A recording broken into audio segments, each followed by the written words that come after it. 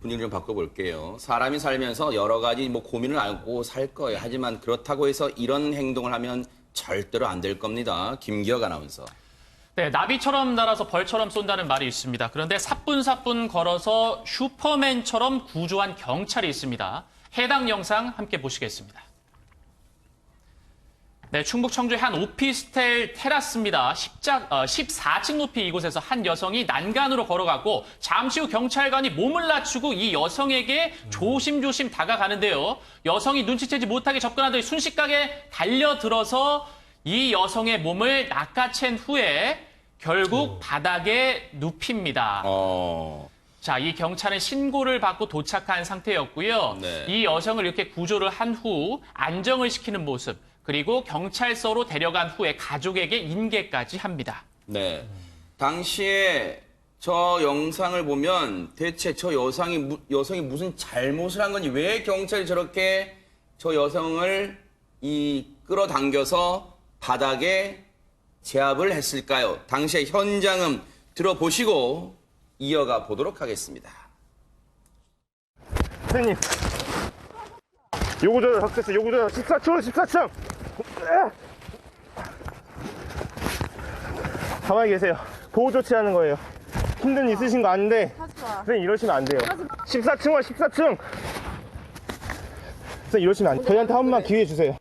경찰관 소방한테 한 번만 기회 주세요. 이러시면 안 돼요. 아무리 힘드셔도 이러시면 안 돼요, 선생님. 아니 지금 보면요. 김윤희 프로파일러님. 저 경찰의 얘기를 이 긴박한 상황이 들리는 거 보니까 요 구조자, 그러니까 구조를 요하는 사람이라는 뜻이잖아요. 그게 대체 무슨 상황이었다는 뜻이에요, 저게? 저분이 여성분이 극단적 선택을 하려고 했던 상황이었었어요. 근데 처음 신고가 된 것은 그 여성분이 자신의 집 난간에 있었을 때 신고가 된 것 같아요. 근데 지금 저기는 14층 테라스거든요. 그래서 요 조치를 잘한 순경분도 그런 얘기를 했다고 해요. 처음에 위치를 파악하는 게 가장 어려웠다. 네. 어디로 이동했는지 잘 모르니까요. 근데 네. 그 위치를 잘 파악한 것 같고요. 또 뒤에서 잡았잖아요. 앞에서 네. 잡았을 때 공격을 할 수도 있고 더 저항을 할 수도 있는데 그런 부분에 있어서 잘 처리를 하신 것 같고 또 조용히 접근해서 또 선생님이라고 안정하지 않습니까? 이거 편안하게 하는 겁니다. 보호 조치하는 겁니다. 네. 놀라지 마십시오라고 안심을 시키는 것을 다 보다 보니까요. 아주 차례차례 매뉴얼대로 잘한 것 같습니다. 네. 그런데 저 상황을 보면요. 아마 그냥 우리가 가서 처음부터 최단비 변호사님 네. 먼저 말을 막 걸었다면 진짜 어떻게 더 돌발적 상황을 맞을 수도 있었다 그런 생각도 해보네요, 진짜. 네, 맞습니다. 저희가 굉장히 높은 곳이에요. 지금 아까 영상을 보시면 14층으로 와 이런 얘기가 네네. 나오죠. 굉장히 고층이었고 이제 극단적인 선택을 할 수도 있는 위기 상황이었는데도 불구하고 저 경찰분께서 신속하게 대응을 하셔서 이 30대 여성이 10여 분 만에 무사히 구조가 된 것이고요. 네네. 생명이라든지 신체에 어떠한 그러한 뭐 상해라든지 문제가 없이 구조가 됐습니다. 네. 구조가 되고 나서 인근 지구대로 옮겨져서 보호를 하면서 좀 안정을 취하고요. 바로 가족인 어머니와 언니에게 연락을 해서 어머니와 언니가 와서 이제 가족에게 인계를 한 상황이고요. 네. 구조 당시에 여성은 자신의 신변을 굉장히 비관하고 있는 상황이었지만 안정이 되고 가족에게 인계돼서 현재에는 심리적으로도 안정을 취하고 있는 상태다. 이렇게 알려져 있습니다. 이 천만 다행이긴 한데 김기혁 아나운서 지금 이 당시에 구조 당시에 자신의 신변을 굉장히 비관하고 있었다는데 대체 사연이 있었던 거예요? 네, 이 여성 30대라고 하는데요. 남자친구와의 이별 후에 우발적으로 이런 행동을 했다고 합니다. 세상에. 아무리 그렇다고 물론 그 심정은 어떻게 저희가 100%다 이해할 수 있겠습니까? 하지만 그렇더라도 세상에 이런 극단적인 선택을 하려고 우발적이지만 마음을 먹는다는 게 너무너무 안타까운데 이걸 또 반대로 뒤집어 보면 김동철 원장님 그 고통이 사랑하는 사람과 헤어진다는 고통이 얼마나 또 이 힘들었으면 또 이랬을까 라는 생각도 한편으로 또 해보긴 합니다.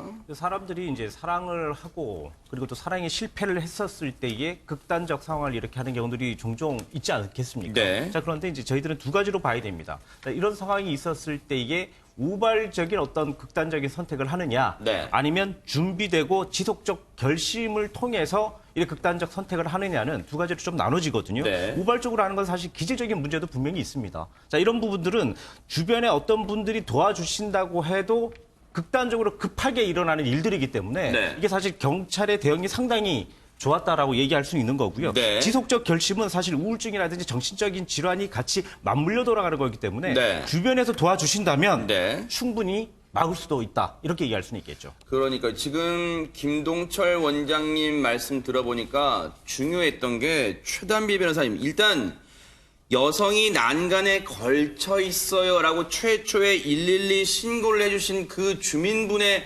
관심이 정말로 이 일을 만들어냈다. 이렇게 해도 과언이 아닐 것 같습니다. 맞습니다. 이제 극단적인 선택을 하시는 분들 같은 경우는 전조 증상들이 있다라고 해요. 예를 들면은 뭐 보통 교각 위에서 이런 시도를 하실 때에는 아래를 하염없이 바라본다거나 아니면 높은 곳에 있을 때는 사실 높은 곳에서 그냥 높은 곳에서 아래를 바라보고 있는 것과 고민을 하면서 바라보고 있는 것, 장시간 앉아 있는 것은 다른데 이러한 것을 지나가는 사람이 그냥 저 위에서 누군가가 정원에 있네라고 생각하는 것과 네. 저 사람이 왜 저게 저렇게 오랫동안 있지라고 생각하면서 신고를 하시는 것은 그 뒤에서 벌어지는 결과를 정말 크게 차이가 날 수 있게 하는 관심이거든요. 네. 그렇기 때문에 지금 세상이 굉장히 빠르게 돌아가고 내일이 많이 바쁘지만 네. 주변을 한 번만 돌아보면 다른 사람들의 위기를 함께 극복할 수 있는 작은 관심이 될 수 있다는 것에 정말 박수를 보내드리고 싶습니다. 우리 이제 김윤희 프로파일러님도 이제 경찰 생활을 하셨기 때문에 지금 앞서 그 영상을 보면요, 저 경찰분이 몸을 낮춰서 이렇게 접근하는 게 이제 옥상 아마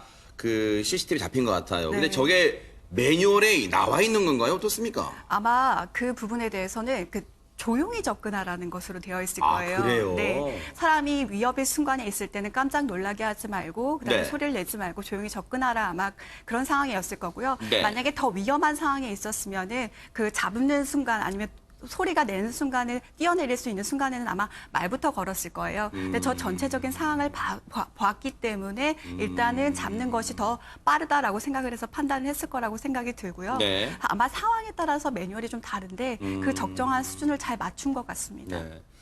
당시 앞서 이제 그 구조 당시의 현장은 당시 긴박했던 순간 들려드렸는데 그때 그런 말 나와요. 김기혁 아나운서.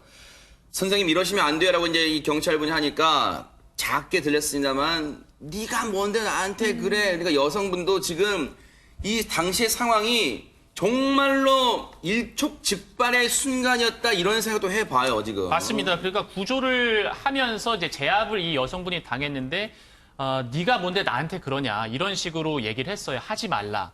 그러니까 네. 이것만 보더라도 이 여성이 뭐 우발적으로 했다고 하지만 정말 자칫 잘못했다가는 안타까운 일로 또 연결이 될 수가 있었던 거예요. 네. 네. 그 당시에 이제 신고를 받고 출동했잖아요. 저희가 저 출동했던 분이 청주 복대지구대, 청주경찰서 복대지구대의 이종현 순경인데요. 당시에 이제 난간에 여성이 걸터 있다 이 신고를 받고 갔는데 현장 도착했을 당시에는 사람의 모습, 난간에 그 여성 모습이 안 보여서 순간 불길한 생각하셨다는 거예요. 혹시 그 사이에 극단적 선택 들어간 건 아닌가? 라고 혹시라도 불안한 생각도 하셨는데 다행히 이제 주변을 샅샅이 막 찾은 거 아니에요? 그랬더니 건물 옥상에서 이제 여성이 앞서 테라스 제일 그 옥상 부분에 있던 걸 발견하고 진입을 했고 주변에 아무 사람이 없으니까 빨리 도움을 요청한 거예요. 빨리 14층으로 와, 빨리 14층으로 와 하면서 저렇게 매뉴얼대로 그 상황에서도 침착하게 대응을 했던 겁니다. 이 구조를 하고 나니까 정말 여러 가지 생각이 막 스쳐 지나갔을 거 아니에요. 이종현 순경한테도. 그래서 지금 심정이 어떻고 그때 어떤 기분이었는가 뉴스파이터 제작진 직접 한번 들어봤습니다.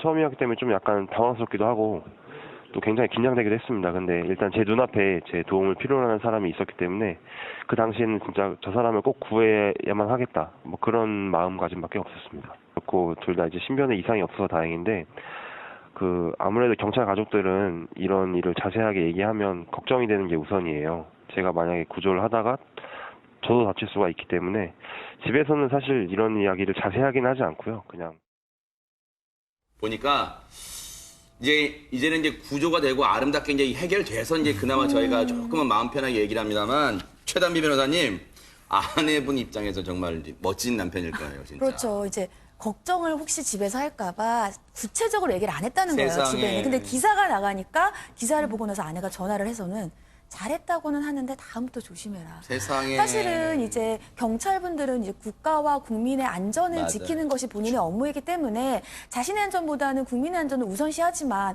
또 가족 입장에서는 우리 남편이 좀 더 안전한 방법으로 저분을 구했으면 더 좋았을 거다라는 생각을 할 수밖에 없잖아요. 그래서 조금 더 안전한 방법으로 국민의 안전을 계속 지켜주시기를 바라는 마음입니다. 네.